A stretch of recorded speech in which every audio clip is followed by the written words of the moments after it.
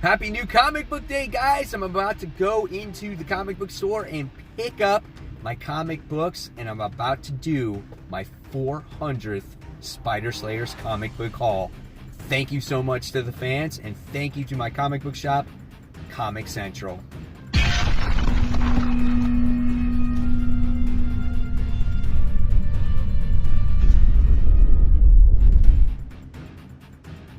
Hey comic book fans, welcome back to Comic Book Corner 2.0, and fans, yes, you are back with me, Mike Spider Slayer, getting ready to bring you, yes, the 400th episode of Spider Slayer's comic book haul. That's right, guys, for the 400th time, I've come out of this shop and I've bought my weekly comic books so I can share it with you, the fans, each and every week. And I want to again thank you all for watching and making this video series happen. Ever since I started YouTube, this is the one series I've done each and every week all the way through since the beginning. So, if you're new to the channel, welcome for jumping on board at episode 400. And if you're a longtime viewer, welcome back, guys. Heavy week this week with the comic books. Here is the mysterious black bag, and this mysterious black bag is just as important because I've been throwing this mysterious black bag on the floor for quite a while now.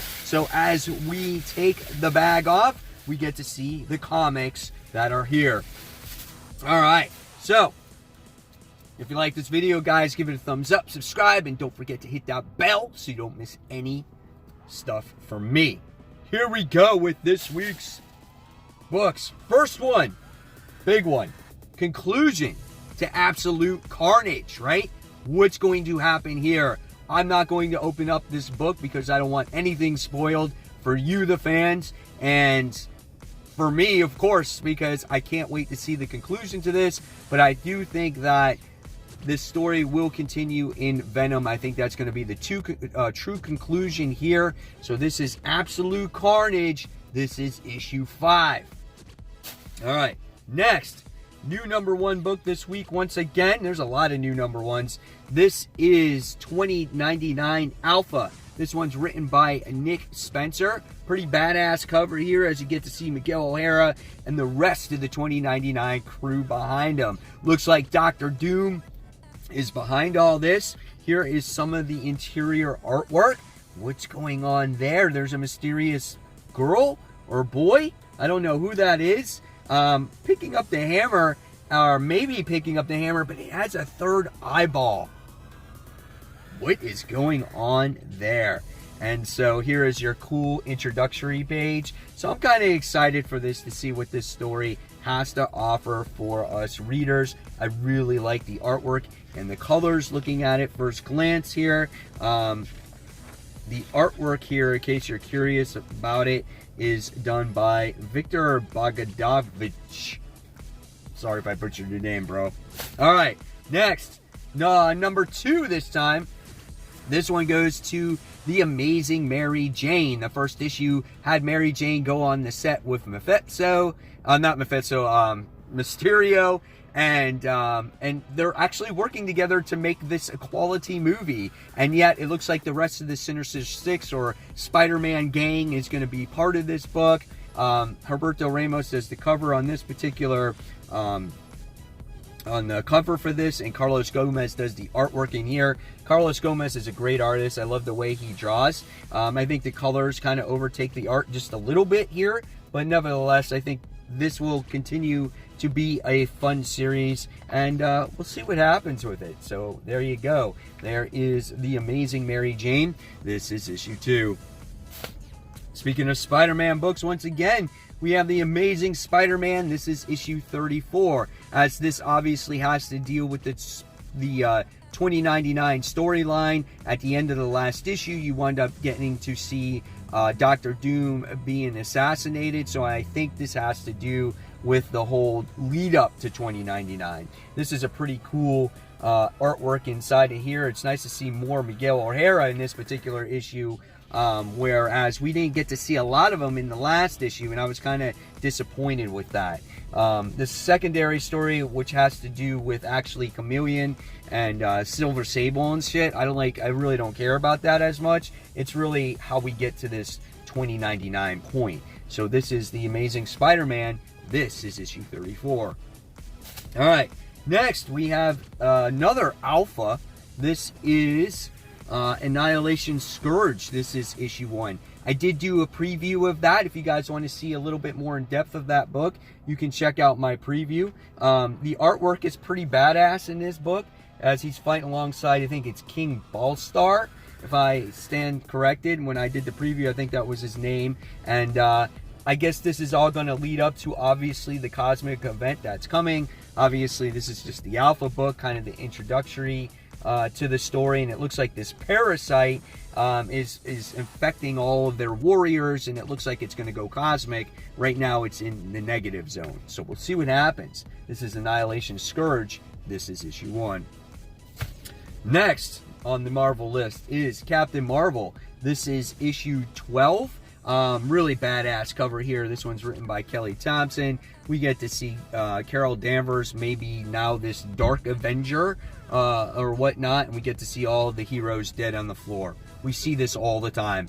This cover, it's literally like once a week. I'm curious though how Carol becomes this, because it starts off just like this, and I'm pretty sure that's not how the end of the last issue happens, right? So we defeated Star and all that other stuff, and now she's like that. So hopefully we kind of get an idea of what happens to her and why she is like this. So this is Captain Marvel. This is issue 12.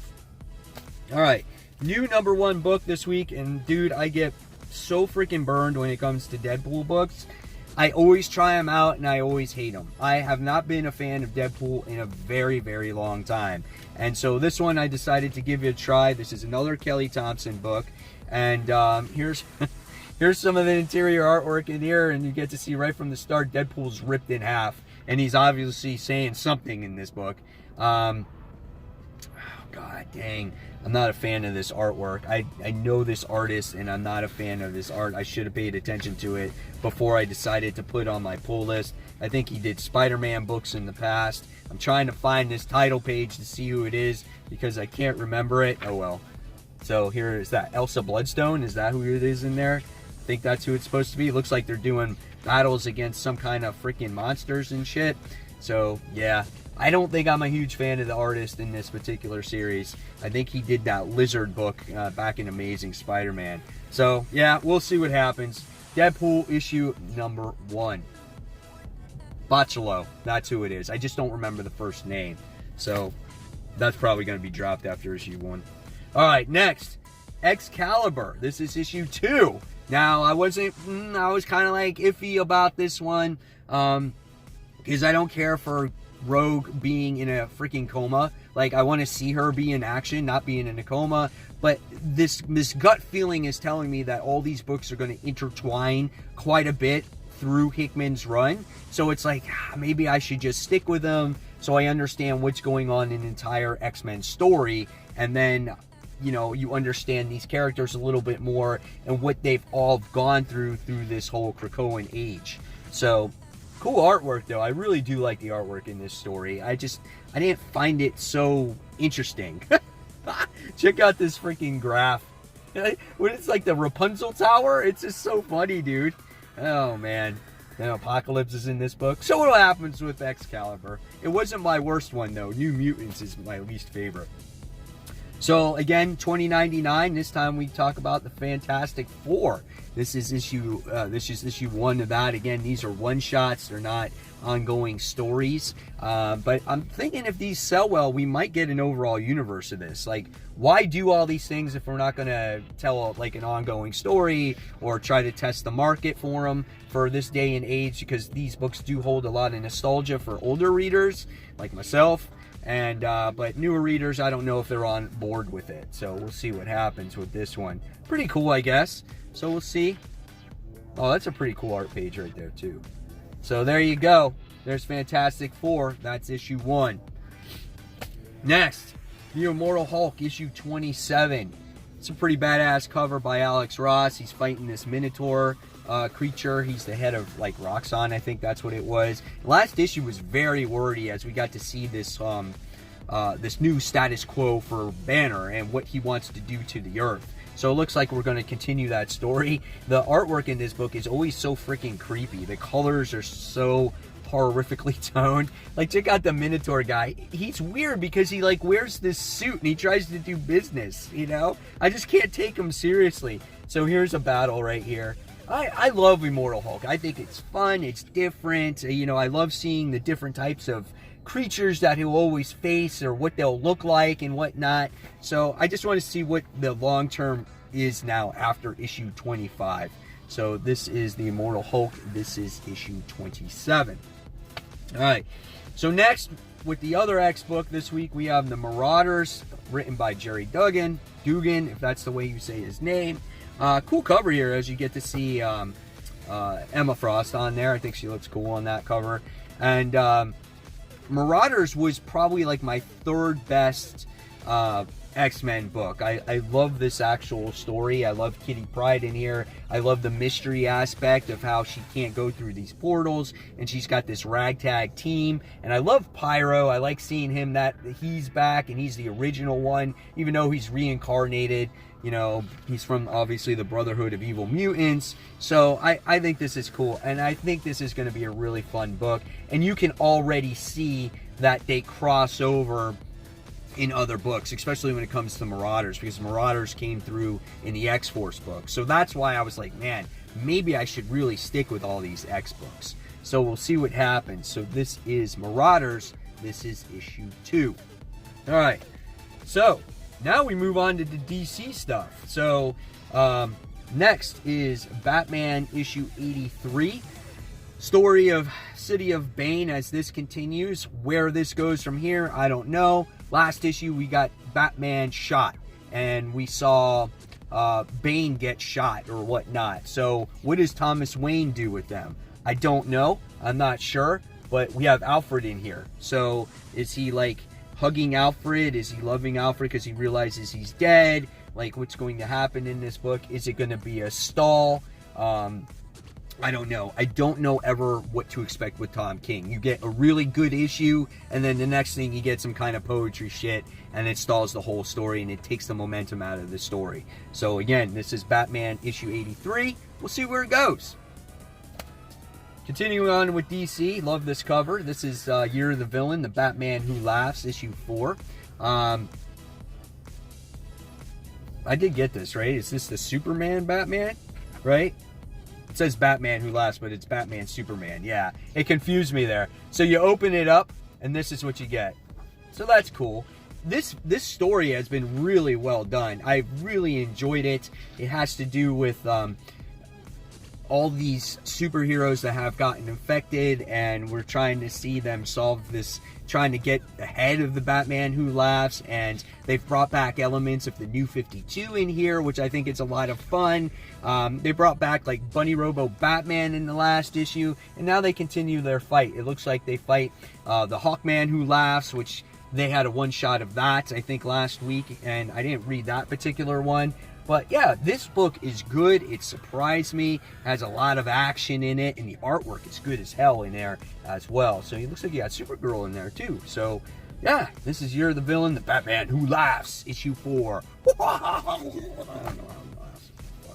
don't know what the heck. So tying into that, we have the Scarab, issue 1.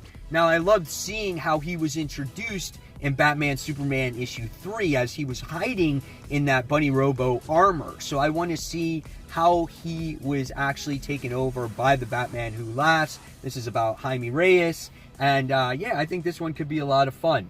You know, I think he was a cool character when he was introduced into New 52. I don't know how many people took him seriously, but yeah, it's kind of cool, and I want to see how this ties into this whole story. So, yeah, there you go. There's the Scarab, issue 1. And that's the only one. Another DC book. We got Year of the Villain. This is actually Teen Titans, issue 36. This is Crush. As looks like she's going to be teaming up with her father in this particular issue to, I guess, destroy the Teen Titans. And I think she's actually being possessed by her father somehow, by some mind control, because Lex Luthor gave him a bunch of freaking powers. But the key thing when it comes to the whole thing with the Titans is what Roundhouse did to Robin by banishing Djinn. I mean, honestly, guys, that's the story I want to see here. I don't freaking give a shit about Lobo's daughter right now or Lobo himself. I want to see that story. And I want to see how this team comes together to overcome that situation and if they can ever trust Roundhouse again on the situations that he did. So, great story. I definitely recommend this. If you guys can find this in trade, I think you'll love this team book if you haven't written it. I think since issue 2020, I don't remember, 25 maybe? So yeah, you're the villain. All right, another DC book. It's funny, someone said in my comments that in a video recently said, yeah, I'm biased to Marvel, which I'll admit because I grew up to Marvel and then I don't pay attention to any DC. Based off of this week, this is the week where all the DC books that came out that I actually read. But DC doesn't come out with as many titles. And I'm just not as into the DC books right now. I just don't think they're written as well as some of the Marvel books. Last year was a different story, you know, and the year before that with Rebirth. It seems like an off year for me when it comes to DC. And when Brian Michael Bendis writes everything, that's a whole other different story too. But moving on, we have Vaughn Freeze. I got this variant cover. This is from the DC Black Label. I love this cover. I think I liked it better than the other one. I find it really cool, you know. And then you got to see Freeze back there in the background. Again, Black Label covers. Really good, high quality card stock. It has like this embroiderment in there or whatever it is. It just feels neat, you know. And then here's some of the interior artwork in there as well. I love the Curse of the White Knight storyline, and this one is written by Sean Murphy, so I guess you can expect that type of story here. Unfortunately, the artwork is not done by him, but nevertheless, I think you might enjoy this if you love Curse of the White Knight, written by Sean Murphy. Alright, so next we have another DC book, and this is He-Man and the Masters of the Multiverse. And there was two covers. I had to get this freaking cover. This is a sick cover right here with Skeletor using his freaking staff, stabbing the ground, I guess, with the lightning in the background. I mean, this screams classic Masters of the Universe. Maybe not so much the cloak or the cape or whatnot, but dude, that looks freaking awesome. And I tend to give these Masters of the Universe books a try. I'm a fan of Masters of the Universe. I grew up to them. I used to watch the cartoon all the time. So I want to see what this story is about. Get on board with this one. And again, it's just another DC title that I can try to read. Yeah, what's going on here? What's happening? Dude, I have no idea. I can't wait to read it. So, He-Man and the Masters of the Multiverse. All right, what else we have? I think we're going into Independence. Once in Future, issue 4, done by Kieran Gillen. Great book that has to do with the mythos of Excalibur and King Arthur, and we get to see Duncan and his grandma try to stop these crazy-ass creatures. This book is written by Boom. This is an awesome book. Definitely go out there and buy this book, guys. This is a great read. People were telling me about it all the time, like, Mike, you gotta read Once in Future, and definitely a great book. Next, Farmhand, issue 11. Once again, I'm still behind in this book. When am I going to actually catch up and read it? I don't know. Maybe when it's actually done. Who knows? But they take a break at issue 15. This story is insane. Totally original. Here's some of the artwork. If you guys read Chew, I've said this before, you're going to like this. This is done by the penciler of Chew. So here's, I can't seem to get the pages right. So here's some of the artwork in there. So yeah, really cool book as well. I read 6 or 7 issues of this and I haven't read it since. So I gotta jump on board with this. Next, On Again, Off Again, Ice Cream Man. This is issue 16. That cover says it all, man. The Ice Cream Man is hot and cold, right? And these books can be very horrific at times, and then other times it can be kind of weird and out there, and you're like, dude, I don't know what's going on here. But it's like Tales from the Crypt, man. It tells some creepy story with the Ice Cream Man. He gives you a scoop, and some strange things happen. And yeah, we'll see what happens with it. A lot of notebook writing in this particular book. So yeah, I continue to read this book when, you know, sometimes it's not that great because I like horror books. So that's Ice Cream Man issue 16. And then last but not least, I got this little free preview guide or preview for Road to 100 when it comes to the Teenage Mutant Ninja Turtles. Issue 100's coming around very soon. I might pick it up just to have it, because if you know the Turtles, you probably got to pick it up. So if you look at the interior artwork, here's some of the interior for Road to 100. Now, I don't know if this is part of issue 100. I don't know if they're giving you snippets of what has happened in the previous issues or whatnot, but yep, 100 is right around the corner, guys. So look for that if you're a TMNT fan. And fans, last but not least, I got bags and boards, baby. And that's it. So there you guys have it. There is the 400th comic book haul. Hopefully you guys enjoyed it. Now in the comments below, I would love to hear what you guys picked up at the shop this week. And fans, once again, thank you so much for watching my channel and sticking with me through these hauls each and every week. Again, if you like this video, thumbs up, like, subscribe, bell, all that great stuff. And fans, you've been watching Comic Book Corner 2.0. Take care and enjoy your comic book week.